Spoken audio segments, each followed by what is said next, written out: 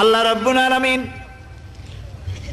কোরআনে কারীমের ভিতরে নবীজির নাম একটি বারের জন্য নাম ধরে তাকে ডাকেন নাই, বরং তিনি বলেছেন তোমরা পরস্পর পরস্পরকে যেভাবে নাম ধরে ডাকাডাকি করো আমার নবীকে সেভাবে নাম ধরে ডাকবে না।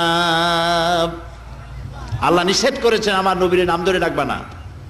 সুবহানাল্লাহি ওয়া বিহামদিহি। এই পৃথিবীতে যত নবী আসছেন সমস্ত নবীরা হলেন এলাকা ভিত্তিক নবী, অঞ্চল ভিত্তিক নবী।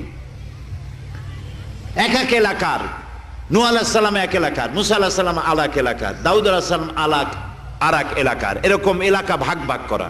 কিন্তু মুহাম্মদ সাল্লাল্লাহু আলাইহি ওয়াসাল্লামকে আল্লাহ রাব্বুল আলামিন কোন এলাকার জন্য নবী বানান নাই।